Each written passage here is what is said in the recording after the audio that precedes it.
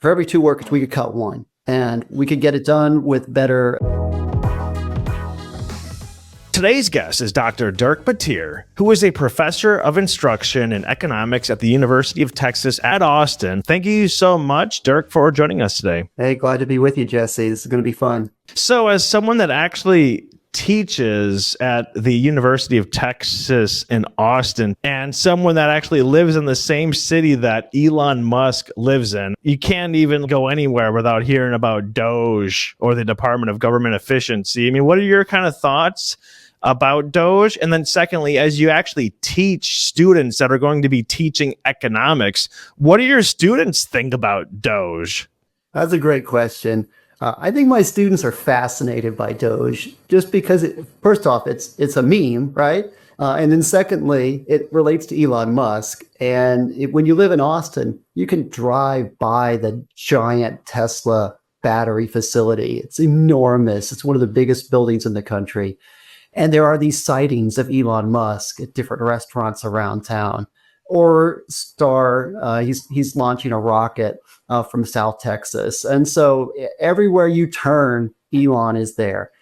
And yes, students are fascinated by him, and they are fascinated by his prolific media presence and social media. But he's an interesting character in the classroom because not everyone is an Elon fan. There was a time when Elon was apolitical, and you could bring him up and you could just simply launch into, hey, what has he done and how has he made the world a more attractive place? I'm on Starlink right now. And it's fantastic because I'm out in the country. It's great. We're getting good reception. We're doing this podcast. It's awesome. And I thank Elon Musk for that every day. I'll drive a Tesla and I'm not likely to be in a space rocket, but it's like he made my life better. And that's what I tell my students is you want to become a person as a college student who changes the world. He has changed the world.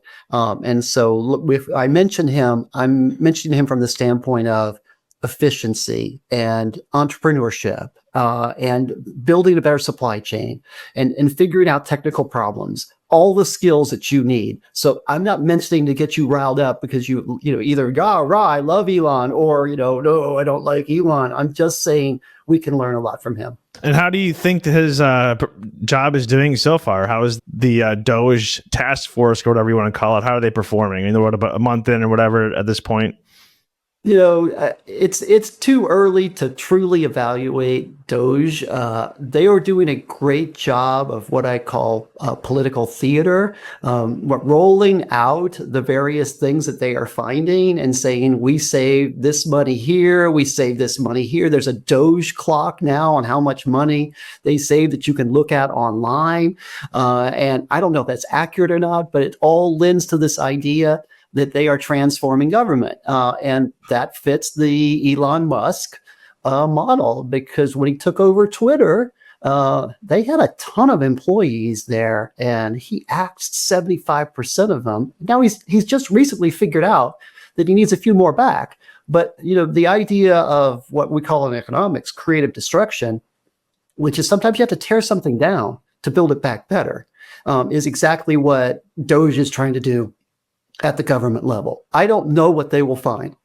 I don't know how much the president and Congress will allow them to actually sack. If their goal is to, as they say, save $1 trillion, they got to cut something big. Right now, they haven't cut something big. They're making these small incremental changes. I think that's to get the rest of us sort of inoculated and ready for when they do try to tackle something big. That's just my take at the moment. I discovered you from reading your paper, Pop Goes the National Debt. Since you're a professor of instruction of economics, you teach basically professors how to teach this. You're trying to basically enlighten young people. We have a $36 trillion debt. And I don't think anyone even understands how big that number is. And as you're mentioning, Elon Musk, I mean, I saw Elon Musk and Vivek Ramaswamy when they first started talking about Doge, talking about cutting $2 trillion.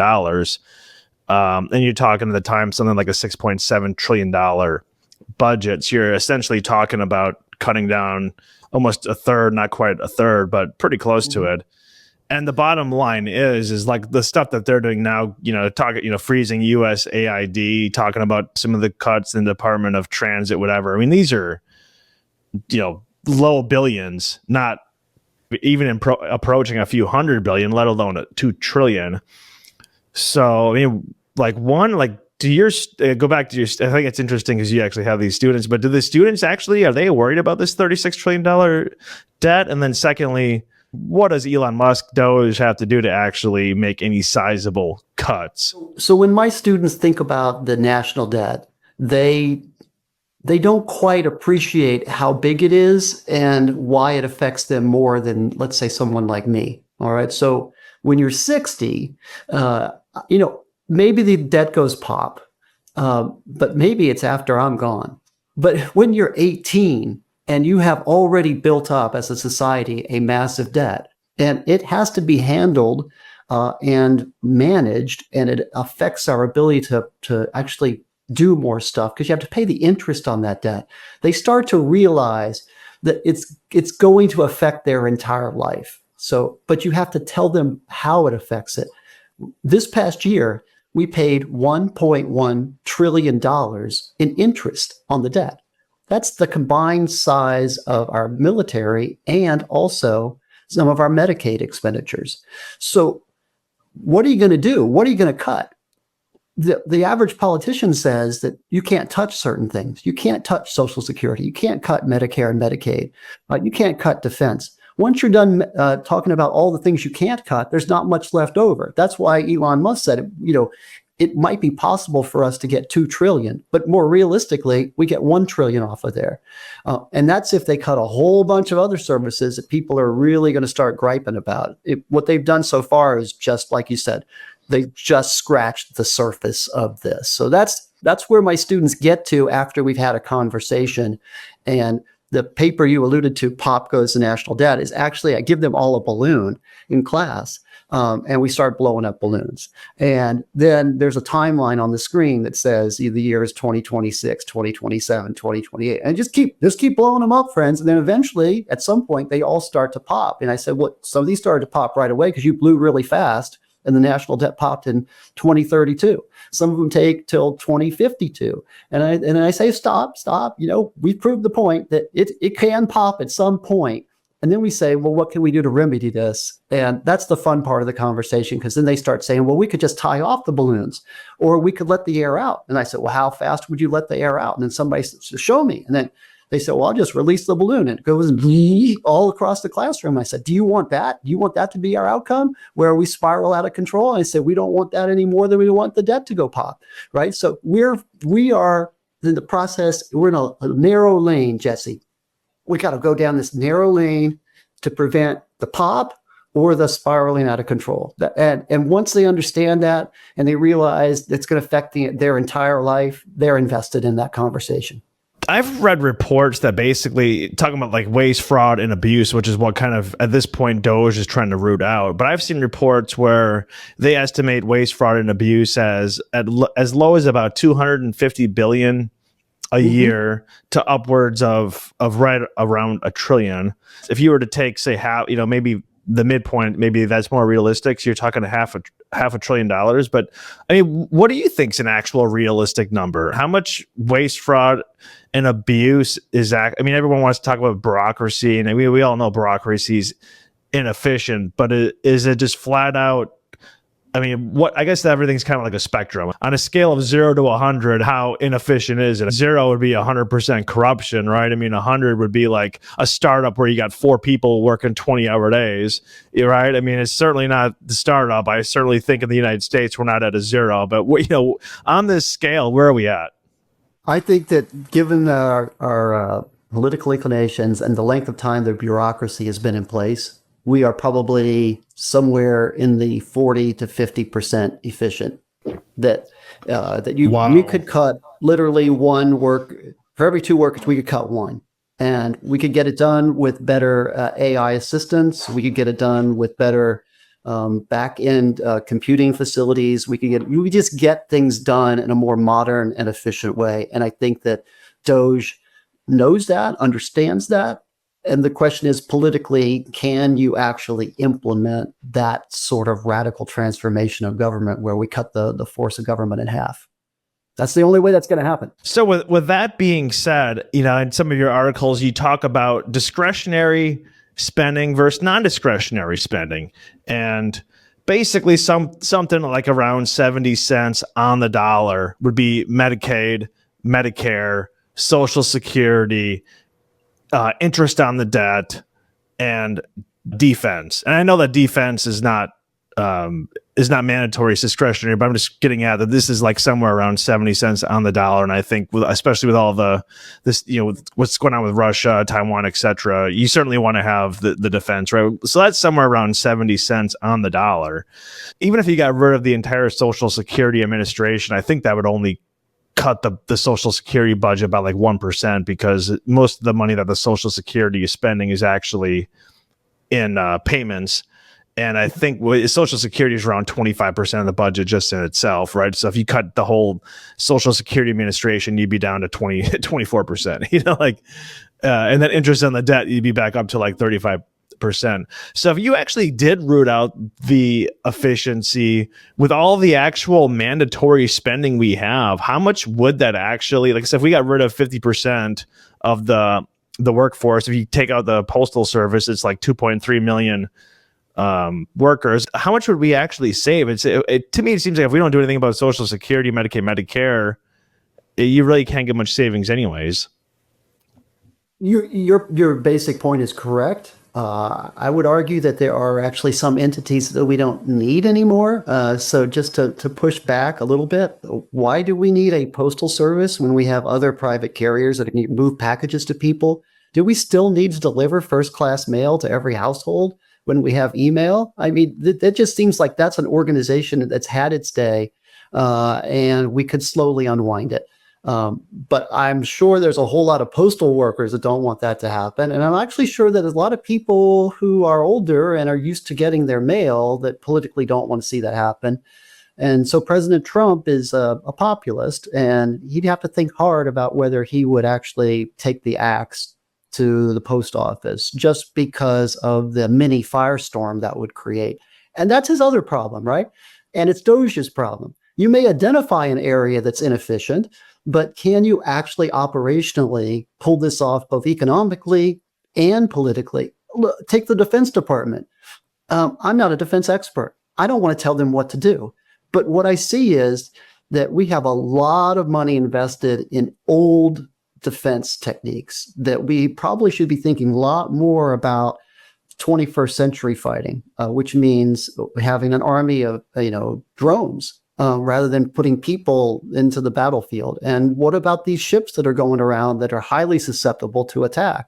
So I think the naval's height was in the 20th century. I think we're looking at totally different types of warfare now. And if I was in charge, I would be saying, I want to spend that. I probably want to spend that same amount of money, but I want to modernize everything about the way we do defense. That's one place. If I was thinking of Social Security, well, I hate to say this because it's incredibly unpopular, but we did it once. We raised the retirement age from 65 to 67. And given that people are living longer, there is an actuarially sound retirement age that makes Social Security viable well into the future. It turns out to be about 72. So going from 67 to 72 means that people have to work an extra 5 years to get their full benefit. Nobody's going to be happy about that. So the way we did it in the past was we went from 65 to 67 over a 20-year period so that it only gradually went up. The sooner we actually acknowledge that and say, hey, it's not going to affect your retirement. We're going to raise it from 67, let's say, to 70, but we'll do it in small increments. The older person goes, I'm not going to lose my Social Security. And then the younger people get on the other side. They get a system that's on better financial footing. So I think we can do that. I don't think we can touch Medicare or Medicaid. They're just too hard to touch. Our medical system needs to be basically blown up and started over again because we spend more money in any other country on healthcare, and our healthcare outcomes are like the 40th best in the world. That's just a terrible return on an investment. So yes, there's a tons of things we can do, Jesse. I'm optimistic we can get some of those done, maybe to the tune, as you said, of maybe a $500 billion of savings.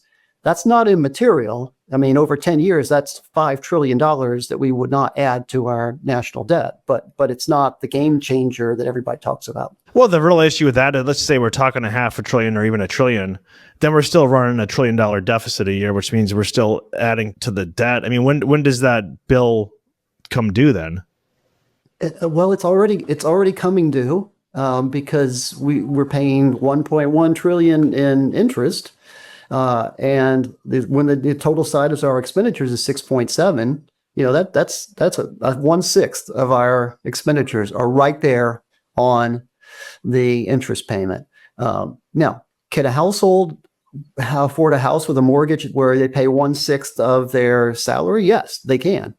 But how sustainable is that? We're not at war. We're not in an economic recession or depression. When those things happen, we don't have any spare wiggle room. We don't have a national savings fund, for instance, that we haven't spent that we could tap when times go bad. We're actually just on the precipice of getting to the point where it's not sustainable. So we have put ourselves in jeopardy. That's what I would say. And I would say that everybody knows that. And just to give you a point, it was just last year that Jerome Powell and Janet Yellen, who both the current Fed chair and the previous Fed chair, acknowledged that the debt's not sustainable, that on our current trajectory, we are going to run into massive problems. And they can take a lot of different forms, as I illustrated in that teaching technique for my colleagues. But that's the pathway we are on. There's no simple solution for that. So let's say hypothetically that you're out at a local coffee shop in Austin and you just happen to run into Elon Musk, and he, of course, recognizes you because you're one of the top educators of economists. And he's like, hey, Dirk, what would be like, say, the top 3 changes that I could implement to really kind of get this federal spending in order? I mean, what would you recommend in this, this hypothetical coffee meeting?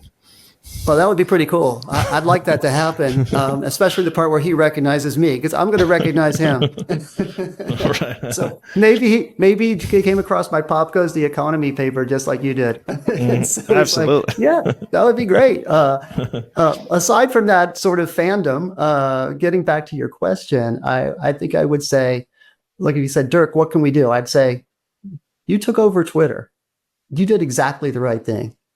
Whatever you did, whatever was in your head, if you could apply that to the federal government, I would please do it. All right. Because it was a bloated corporate entity that had people literally doing nothing that was of value to the organization. And you axed them.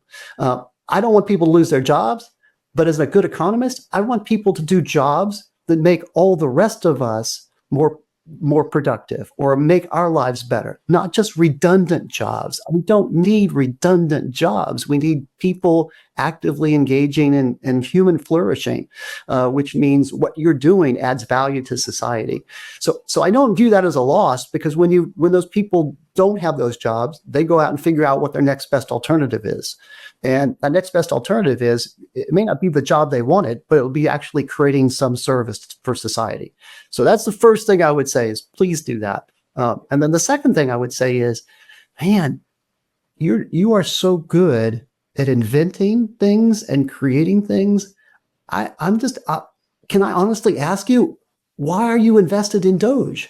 I mean, like, go do something else amazing. But apparently he probably would say, well, Dirk, I don't sleep and I can do all these things, right? And I would say, well, as a good economist, I know you have an absolute advantage in everything. You're great at everything.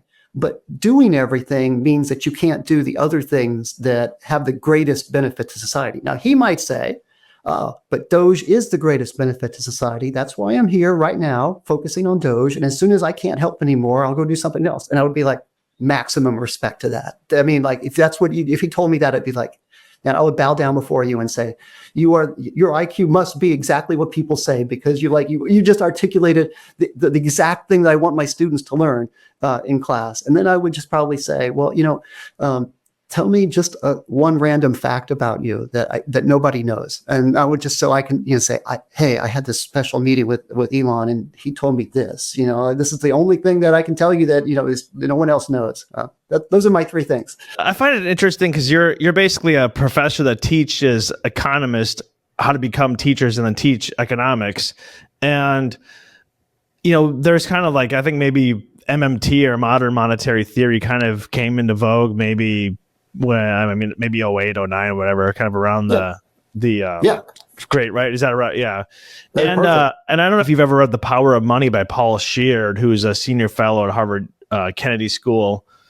But he basically says that since the U.S. has its own sovereign currency, aka the U.S. dollar, that debt doesn't actually make any difference, because if you need to make interest payments, well, you just print more money and then you pay the debt, and that essentially the more debt that the government has, that money trickles out to the private sector, so people are actually richer. So he's saying in the future, instead of actually robbing from, say your grandkids, you're actually enriching your grandkids by printing all this extra money, and that debt essentially is not a big deal. It's actually no deal as long as you keep inflation in check. I mean, if you were having a conversation with Paul Sheard, what would be your kind of response to that? My response is, just based on how you retold it, is this sounds like the type of double speak that you hear from every politician and every person who comes up with an idea to make it sound like this idea is like found money. Like they're just money laying on the ground and we picked it up and now we're all living a better life. They just violated every first principle of economics. There are trade-offs. There are opportunity costs. And there are marginal benefits and marginal costs to doing things. How are you changing the incentives on people and how they behave? All of those things are changing. All of those things are the unintended consequences of what he's talking about and making it sound like it's so amazing until it's not. He'll talk to you and me to our face and tell us how great it is, as if we're complete morons and don't understand how that world actually works. There are real consequences. Now, I wouldn't say that to his face because I'm a nice guy, right? But what I would want to say is that, because what I'm trying to get across is that this is a clever lie that exists until something breaks. And when it breaks, oh, wow, how did that happen? They're not telling us the full story. It's as if they are the experts in the room. They can pull every lever at the right time to suddenly somehow keep us on this perfect monetary path. And at some point, we're going to veer off. And they're not willing to acknowledge that. That's the last thing they want to tell us, because they're about organizing society in ways in which they wish to organize society, rather than letting the market organize society. So the market will pick winners and losers based upon who's productive, who's adding value to society. Just using monetary theory to manage the actions of a society and facilitate a large debt means that you've done something wrong. If you were organizing society in such a way that you had created a massive surplus so you could have a large rainy day fund for emergencies, I'm with you. Congrats. You did it. But when you're saying, oh, 36 trillion, don't worry about it. That's when you worry about it. That's what you worry about it a lot, Jesse. That's when it happens. In 1981, that was the first year that the U.S. hit $1 trillion in debt. So you basically had from the founding of the country until 1981 to hit $1 trillion. And then under the Clinton administration in the mid-90s, we doubled it to $2 trillion. And then from that point on, we're now at $36 trillion. I mean, it just seems absolutely ridiculous. We talked earlier about your article about, where you're using these balloons with your students. I mean, obviously it's kind of hard to project out, but is there like a number that you see where the balloon just has to pop? At 36 trillion, when does the balloon pop? And then secondly, look at a country like Japan, though. I mean, in your article, you have the top 10 countries in terms of their debt to GDP ratio, you got Japan number 1 at 264%. The US is number 9 at 129%. Venezuela's 2 at 241%. Well, obviously, Venezuela's popped. Greece is at number 4, 173%. I mean, they obviously popped. But then Singapore in the 5-hole, 168%. I mean, a lot of people use Singapore as kind of a model to something to aspire to. And if anyone's ever visited Japan, I mean, most people visit Japan, they never want to leave. So they're doing something right. And Japan is not only double the US, it's double the US plus a little bit of, a wiggle room there. So I guess, is there, and every country obviously is different, but do you think the US has an actual limit where the balloon will burst? And then how would you explain, what is Japan doing where they're at 264%? Well, let's start with Japan. So Japan has basically has such a large debt that for the last 30 years, they've kept their interest rates close to zero to afford to be able to pay off their debt. And that led to a 30-year period where their economic growth was very low. So your best case scenario is actually Japan, where the U.S. debt, it remains very high, but because it's so high, we keep interest rates low. And that's just to keep the economy just at the margin, just slightly growing.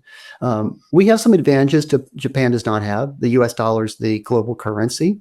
That's the main risk, though. If a bunch of other countries decide that the U.S. dollar is no longer their preferred currency to hold, we are going to have massive inflation when and if that ever happens. So when you hear about the BRICS countries and how they've organized and thought about basically going to a different currency system for exchange, that would basically reduce U.S. hegemony in that capacity.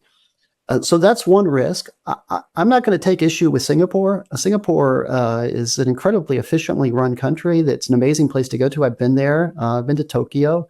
I think Singapore, because it's a city state, it's somewhat different than thinking about how to manage 340 million people. And so they have built up some debt, but they also have a lot of great trade partners and are a magnet for money to flow in, just like the U.S. is. So we could actually sustain a somewhat higher debt to GDP ratio, but we shouldn't go there. That's my point. My point is that while personal finance dictates that you and I try to save a little bit of money to try to plan for our future, we are not planning for our future. We're in the glide zone where our politicians ignore it. The Fed facilitates it, and everything is okay geopolitically, and there's no great catastrophe, on the horizon that would cause the economy to just suddenly hiccup. But when that comes, we are poorly positioned, and I can't predict when that would come. That's the main thing I can't tell you, Jesse. I don't know when that will come. I think it's sooner rather than later. That's what my gut tells me. That's why I'm out there saying we need to all learn about this. But 2032, maybe. Who knows? Maybe we'll glide for a little bit longer. Do you think that the U.S. for the next, decade, 2 decades, will still have the global reserve currency, or do you see the de-dollarization, so to speak? That's another really hard question, because what are the alternatives? And I don't think the euro is any better positioned to be that currency. I don't think the Chinese yuan is. Could we end up with a basket of currencies? That's the thing that makes the most sense to me, is that rather than the US dollar being supreme and having most of the currency traded through our dollar, that we just sort of glide back into a basket of currencies, and that would just be currency diversification, if you will. And then we're not relying on any one currency too much. And that seems to me where we would be heading, but that's actually bad news for the U.S. because that means that we slip from the top and we're just part of the pack. Yeah, absolutely. Especially if you're going to have some countries in the Middle East, not using, say, the quote unquote petrodollars, where if you're right, if you're buying oil and other currencies, I mean, that's a massive reason that props up kind of the U.S. dollar dominance. Mm-hmm. That right. So I mean, as since you do teach these students, what is the kind of like the students' view of all this? I'm curious, do the students not realize how much they're benefited from the fact that the global reserve currency is the U.S. and if that was not the case, like I feel like the U.S. like a lot of the people in the U.S. they kind of like I always find it interesting when they like I lived abroad for over 5 years and I always find it interesting when Americans bash America and like talk about all these other countries. And it's like, have you ever lived in that country that you're like bragging about? Because it's not that great. Like you don't understand like how much stuff you have that you should not have because the fact that the US dollar is the global reserve currency, like you're essentially living on a credit card that the government's paying for, or at least at this point. But I mean, like, are the students aware of this, or like, kind of like, what's your kind of feel? Look, I have some students that never been out of Texas. So they're not aware. And I've got a lot of students that have not traveled abroad, or if they have traveled here, they've traveled to Mexico or Canada. And those are useful experiences, especially Mexico, I think. But they haven't lived life long enough, Jesse, to be able to actually have been abroad.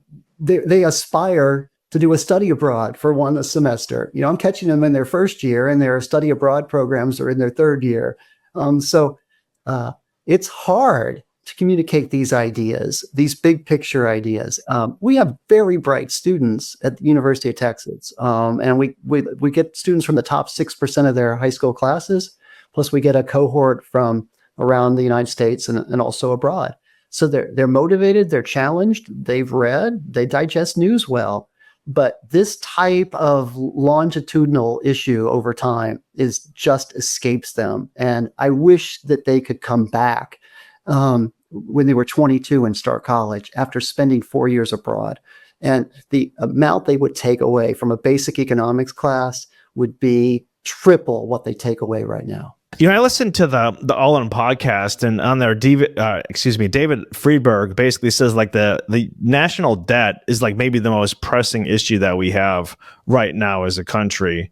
And the one thing that I kind of see with the whole Doge thing, at least how the kind of like the legacy media portrays it, is no one's really focusing on the debt. They're interviewing these employees that got fired, and they're, crying about how unfair it is, even though, I mean, name another profession where you actually have like, you can't essentially get fired. The only people they're really firing are people in their, probationary period, because that's the only people they can really get rid of. And I think, was it in 2019 where Joe Biden, when he was talking to miners, told them to learn to code.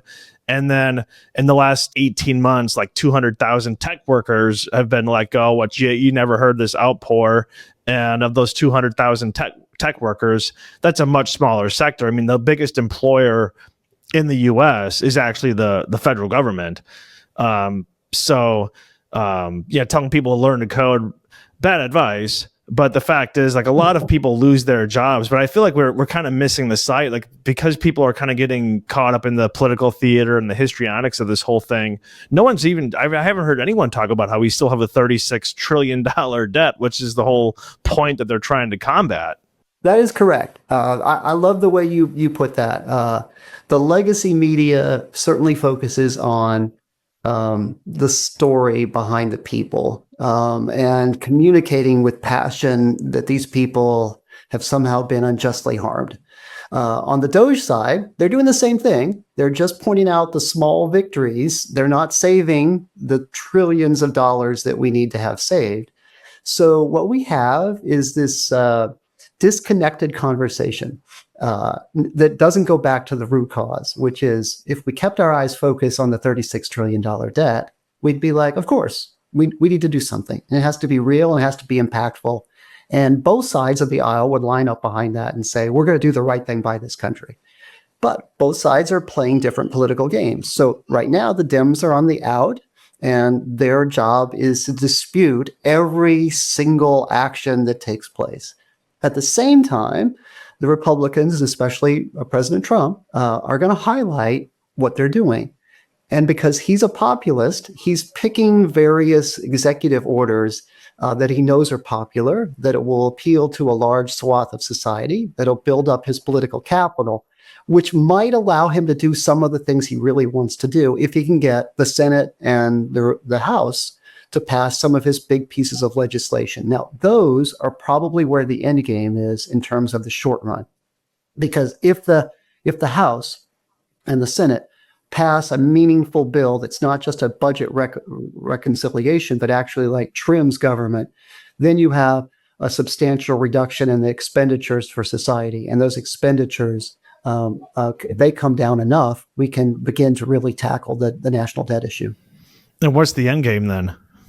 Oh, well, the true end game, I don't know how much you know about competitive authoritarianism, but we just went through 4 years where the Democrats were mostly in control, and they used that control to try to manufacture a society in their vision. Now we flipped the script again. So we basically have vacillated between Trump in 2016, the Dems in 2020, and then what I'm going to call Trump 2.0. And this is the Trump who actually is the true apprentice from the TV show. This is the guy who fires people. This is the guy who says, this is waste, this is bloat, I'm going to get it done. But you got to remember, Trump is a billionaire who went bankrupt 3 times. So he doesn't really care about the national debt. It's not his issue. He would much rather spend his 4 years spending money on things that complement his agenda. He is not going to tackle the national debt unless he absolutely has to. And neither will the Dems. They have punted collectively. These two parties have punted this football down the road, for 40 years. And are they suddenly going to find Jesus in this moment? They're not going to find Jesus in this moment. They're going to just go, well, how can we avoid this problem and make it appear like we're doing something, right? So the Dems are going to appear like we're trying to save jobs, and the Republicans are going to say we're trying to maximize efficiency. Both of those things are noble goals, but they're not the end goal. And you said competitive authoritarianism? I never heard that term before. So what is competitive authoritarianism? So that's where we still have the same rules of the game. We still have the Constitution, but both sides are willing to violate the intent or the actual law to get their way. And of course, the Supreme Court is supposed to be that guardrail that makes sure that doesn't happen. But the Supreme Court has been fairly lax in letting the executive branch run over it. I think you're going to see the Trump administration run over the Supreme Court a lot. And that leads us then to 2028, where either the Democrats get back in and then use the new Trump playbook, by the way, Jesse, which is it's called a lightning round, and you just try to remanufacture everything about the government with a series of executive orders that some of which are legal, some of which may not, some of which are in the gray area, and you just build the government in your image during your time there. And once that becomes the new normal, we can have a constitution, but effectively what we have is we vacillate between 2 different parties that are both authoritarian and constantly are switching up what it is that our policies are. It's very confusing. It's not what we want as a republic, but it's where we are right now. So this would remind you of, say, the 1930s and 40s with FDR, where he basically was like a monarch. I mean, what do you have, 4 presidential terms? He basically appointed every single person to the Supreme Court by the time he died. I mean, and then of course, after he was out of office, they put in, the amendment where you couldn't run for more than 2 presidential terms. And they started a lot of congressional committees to kind of diffuse the presidential power. Same thing happened after Watergate, after the whole Nixon thing, where they also added, took away some power from the president, the executive, and kind of gave it to Congress. So do you think that maybe we will kind of flip back where we, as a country, we did kind of course correct after both FDR and Nixon? Well, we might try, but we're in a sort of a ping pong match here. I wonder more about when the game will stop. I wonder when one side won't amass so much political power while they're in office that we have elections, but those elections, and they're real, people go to the polls, but the elections themselves are so tilted that it's almost impossible translation, becomes impossible for the other side to win. At which point, we have a constitution, we have a Congress, they pass laws, but we have an executive branch that became so strong that it is effectively an authoritarian government. I think we're very, very close to that if we don't course correct immediately. Well, I mean, speaking of, when the wheels come off, the wheels are going to come off when you run out of cash. So, Right. that's right. I mean, that's generally like people will make corrections when they are forced to, not when they want to, when they are forced to. So, I mean, do you think this whole $36 trillion, the fact is like Elon Musk and Doge could save, $1 trillion, but then they could up the spending by 5 trillion. So then you still, just because you're saving money, in this cookie jar, does it mean you're not spending more money over here? I recently heard about the Doge dividend, where they're going to supposedly save so much money they can send us all $5,000 for us to spend, which is kind of ridiculous if you're trying to save the money so you can pay down the debt, that you're going to have a Doge dividend so we can spend some more of that money. That's fascinating to me, but that's exactly what the Republicans want as well. They want to spend money on basically buying citizens' happiness. It could be because some of their major donors support defense projects. It could be because they favor certain types of economic activity, that they'll recast the tax rate. They'll change a lot of things about the budget, and they'll try to build a winning coalition. And if they're if they're totally successful at that, it will make it extremely hard for the Dems to win in 2028. Barring what you said, which is the moment when everybody reflects, and that is when things go sideways. That's when we as a society, because we are so wealthy and so content that we don't want to risk losing everything we have, we're not willing to invest in a revolution of any sorts, because, what else would we do, right? We would tear it all down and build it back up? No, we got a lot to lose here. So it has to get really bad before that happens, but it could get really bad with this national debt problem. That's the thing. We're gonna ignore it until we can't ignore it, and then we'll only recognize it when we go down. That's what's gonna happen. What would it look like when it actually collapses? How does this unfold? Oh, it's so bad. For the dollar gets crushed in global markets because people flee the country for whatever reason. They said, we always wanted to invest in the U.S. and buy property and put our money in U.S. Treasury bonds, and then it all goes away. And we got nothing. We don't have a huge manufacturing sector. We can rebuild it, but we're going to have people. It'd be like the Great Depression. That's the only analog to this. Where people just don't have jobs. There aren't any jobs coming in. All the capital flew elsewhere. We can have all the technology in the world, and maybe that helps save us because we've got autonomous robots making a whole bunch of stuff that, and we don't actually have to work. But that's still a volatile situation where people don't have jobs, and they know that the end game is here, and that's when you get enormous political unrest. As an economist, I'm curious your take on this, but I've done quite a bit of podcasts on the population decline. Right now, I believe in 2025, and I think the next couple of years, something like 11,000 baby boomers retire every single day. And in 1935, when we first had Social Security implemented, it was 45 workers to every one beneficiary taking out. Now it's less than 3 workers to every one beneficiary taking out.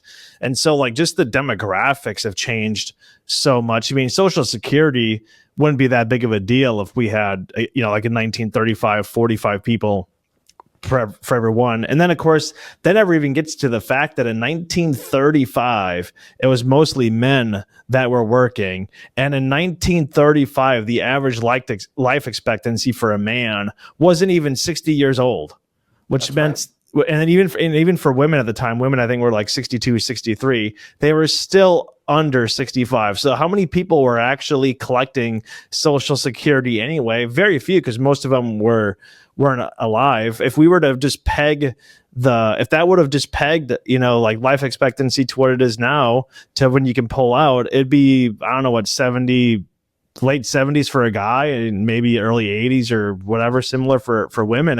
You'd have we wouldn't have this issue. People are complaining about 60, like, if you raise it to 69, I think it was 65 in 1935. People, no one was living to 69. You made a great point. The first Social Security recipient actually only worked 3 more years before she got paid with great fanfare. And she'd paid in something like $200 and then lived to 98 and received almost $100,000 worth of benefit. For those early Social Security retirees, this was the most amazing Ponzi scheme ever.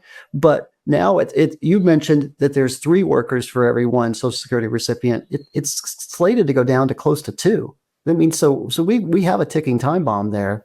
I think it's 2.7 exact. I think it's 2.7 right now. Right now, So yeah, and I think it's supposed to go to 2.2 at some point here in the next 15 years or so. So we have an enormous problem. We have no political will to address this. We will address it way too late, and we will raise the retirement age not to 79 or 80 like you suggested, but we'll with great pain we will raise it to 70 and say, look at us, what an amazing thing we have just done to save Social Security, when really we just punted it down the road again. That is the history of how we have solved problems in this country. Is we have not solved them. We have taken victory laps, and those victory laps will run out at some point. anytime it's a government program, it's basically like a one size fit all for quality or whatever. But like, you know, you'll see people in the news, some like political pundits on a podcast talking behind a mic saying that, you know, like people should be working until they're 75. It's like, yeah, with your job, you can work until you're 80. I mean, look at politicians. I mean, basically they like die on the job. I mean, like, you know, they don't want, or, you know, you could say that about, you know, like a lot of professors too, not singling out any, I don't know your position, but I had a guest on who basically like got bought out. She was like in her 80s, you know, like there's certain jobs where basically you have to like give money to go away or you just die in the job. But the average person, like, they can't wait to retire. But if you're like an auto mechanic, do you really want to be 75 years old, like on the ground wrenching on a car? No, like that's definitely should not be the case. But, you know, maybe if you're a CEO and, you know, it's 75 years old, I mean, you got a lot of experience, you've seen a lot of stuff, you're managing people. To me, like, there's just certain jobs where it's like, there has to be a retirement age. If you're blue collar wrenching on something, 65 is old enough. If you're, you know, a tenured college professor, yeah, maybe you do work till you're 74. These are good points. Yeah, the one size fits all never works. That's not sound thinking to figure out a system that I mean, it does solve the equality problem, right? Everybody's, well, that's fair, right? But in some ways it's not fair because people's circumstances are different. And oh, by the way, I'm not a tenured college professor. I am a off the tenure track college instructor who is a professor of instruction. And so I consider myself a free agent. And so I'm going to retire at some point when I want to retire. But, you know, and that's going to be when I no longer have it in the classroom and want to go do something else. But that's a luxury in today's society. And your point is that a lot of people certainly need to be able to retire at some point because they physically can't do those jobs. That's clearly different. I don't take issue with that. I think the main thing I take issue with Social Security was we just built it wrong from the beginning. What we should have done is said, we're going to try to help you retire better. And that means that we're going to take a small chunk out of your paycheck and we're going to invest it for you in stocks and bonds. And we're going to let your assets accumulate over the course of your life. And if we had done that with the original Social Security calculations, most of us that are getting older, like myself, wouldn't have to rely upon a monthly stipend that comes from the government. But instead, our portfolios, which would have been secured by the government, would have, you know, been in the millions. And then we could have chosen when to access that portfolio. That's the way traditional retirement worked, is you owned some property, you had a business, maybe you had some funds somewhere else in the stock market or bonds. And when you finally, your assets were large enough, you could consider retiring. A lot of people wouldn't, but they would just consider retiring. The rest of us, for almost human history, even had no thought of retiring. But we're so wealthy that we have these benefits. And that means that we have very little discretionary room in cutting the budget. And it all feeds back into the debt problem. And the only way we get out of this is sort of starting to actually address this as adults in the room, not warring politicians with sound bites. You think we'll hit a tipping point soon? I mean, with all this debt stuff. I mean, I'm in my low 40s. I think you mentioned that you're in your low 60s, and I live in a college town right now. But a lot of the college students, when I'm out, like they're actually fairly like political, which I find to be interesting. I think it's weird. Like I remember when I was back in college. I mean, I don't even know. I mean, I knew who the president obviously was, but really didn't follow any politics at all. And I think a lot of these students are kind of invested in this, which to me, I think when you're that age, I think there's probably more important things going on in your life that if you're really kind of wrapped up on this, I kind of feel like that's maybe not a good sign. But and it just, just for, my fiance and I are a similar age, and we kind of talked about this. Just, it seems like there's just kind of a weird shift, maybe the last 10 years. Do you think that, I mean, I was asking you the question of like, when does this kind of implode? When does this balloon pop? You mentioned, kind of, you just throw out there 2032. I mean, 2032 is not very far off. I mean, that was just a number, I don't think that was what you're saying, that was the year. But I mean, we're 2025. I mean, you're talking 2032. We're like 7 years from now. But it seems like at some point, like you just kind of feel the vibes. Like it doesn't seem like we're in the right direction. But can this get reversed around? It's like a pendulum, right? Once you kind of are swaying too far this way, the weight and whatnot balances back the other direction. So, No, I think you're right.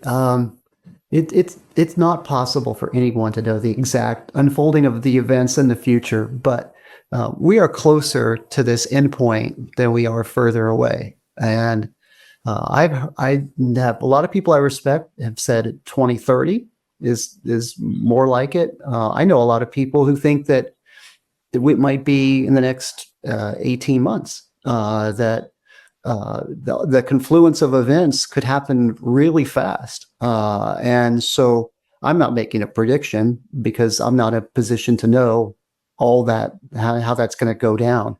But yes, we should be aware of it. And yes, it does matter more to the people that are younger than the people that are older. And I would love to see them take the lead in the political discussions. And I would love to see a younger president for that reason, somebody who's more your age, Jesse, because that person would be thinking more about their future than somebody who has been as old as the last two presidents, because their time horizon is short.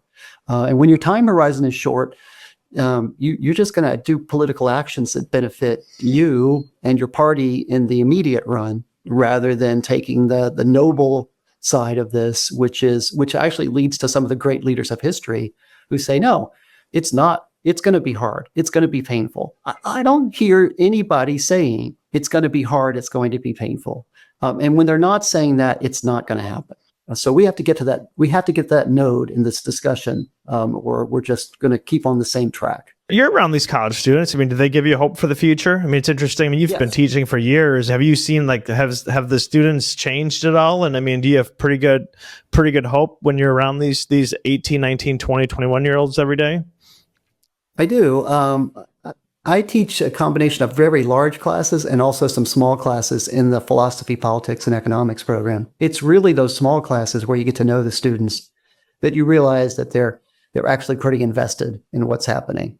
COVID was a severe setback for learning for a lot of people, and this cohort went through COVID, and that meant they went all online for their classes for a couple of years.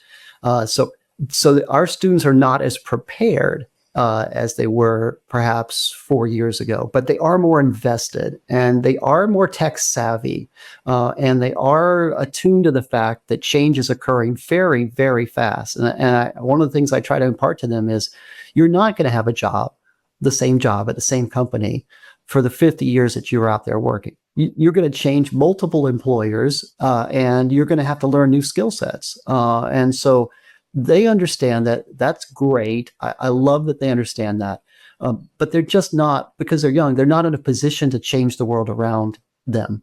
And so we have an old guard of politicians that need to get out of the way. We have a new set of politicians that are younger and more vibrant and interested in economic dynamism. I can't wait for that to happen. How do you see AI kind of changing the equation? Do you think that a lot of the things that the federal government could do could be, say, automated? We could kind of reduce the workforce, but of course that I guess I don't see how that would change, Social Security, Medicaid, Medicare. But how can automation and kind of technology benefit the debt? Well, I think it can, because we could become more efficient in providing those services. Even something like education. AI can make learning more effective.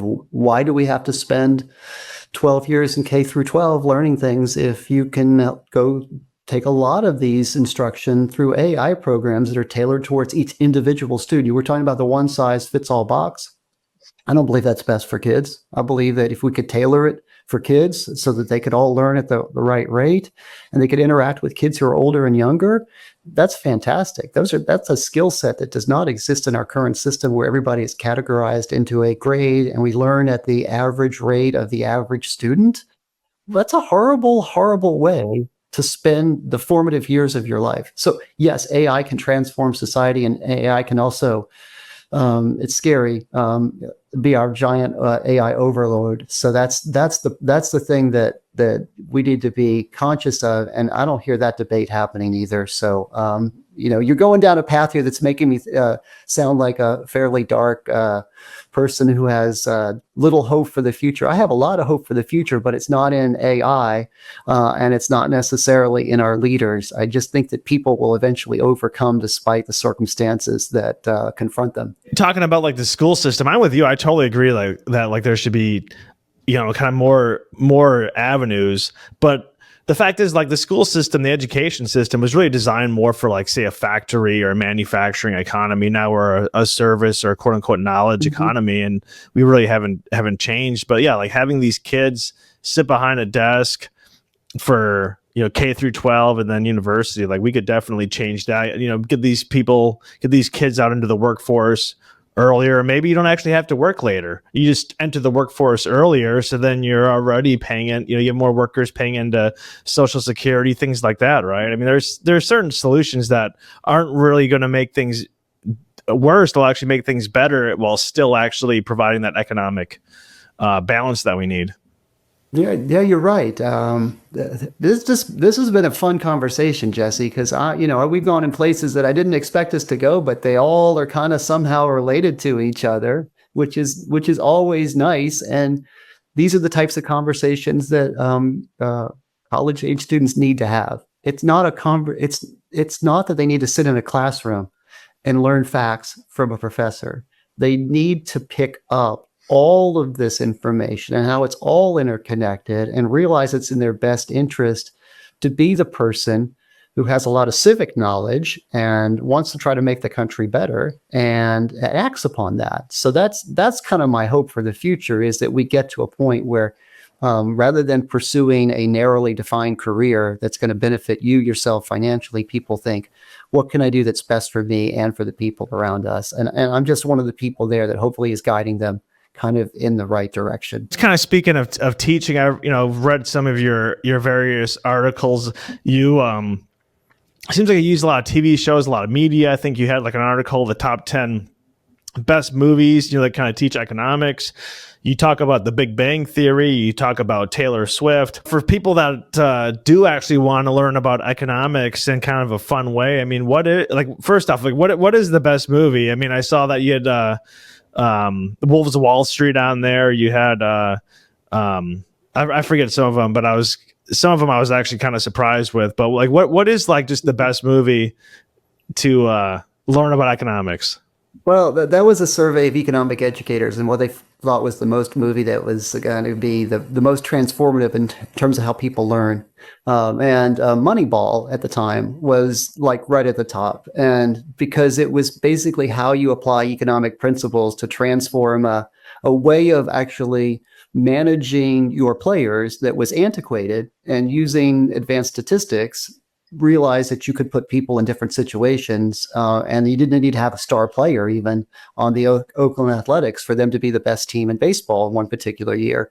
Now everybody does that, so that's a transformative movie. I actually am going to probably spend some time in the next year with my colleagues who wrote that original paper you referred to, and we're going to redo it again 10 years later to see what are the new major influences on the movie scene that we can draw from to connect with the current generation of students. And that current generation has a lot of different experiences than even 10 years ago because of the proliferation of media and all kinds of different sources. And I'm grabbing stuff off of TikTok. I'm grabbing, if I can find something that I know is a connection, that's my job, is to try to hit them with something where they go, whoa, right? That was just a Spanish video from TikTok, and he showed that in class, and I went and I learned about Monopoly, for instance. That's what I'm trying to do, is make a connection in the 75 minutes I have them twice a week, so that they leave wanting to talk more about economics with their friends. That's the fun and evolving nature of my job. It's great.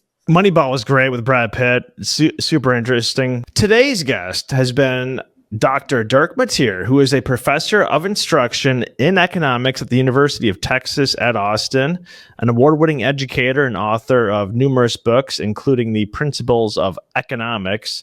So, Dirk, I have two final questions for all my guests. One, just where can people find you, get a hold of you, get a hold of your book, Principle of Economics? And then secondly, leave us with a final thought. Sure. Yeah. If you want to get a hold of me and have a serious conversation, just drop me an email at dmateer@utexas.edu. You can catch me on X at Dirk Mateer.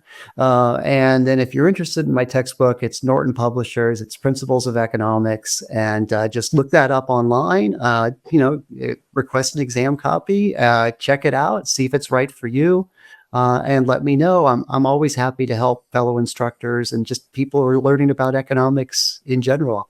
And I guess the final thought that I would leave you with, just based upon our conversations today involving Doge and involving basically the national debt, is that do something in your personal life to shore up your financial position. That if you yourself are not in debt, if you yourself have gone the extra level to sort of figure out how to be ready if and when things break down, you will have protected yourself and your family, and you'll be able to ride out whatever comes your way better than others who are living paycheck to paycheck, largely in debt themselves, and have no recourse when the economy crashes down. We hope it never comes to that, but just be prepared, my friends. My dear friends, that is it for this episode of El Podcast. Once again, if you're not yet subscribed, please subscribe on YouTube as well as Rumble.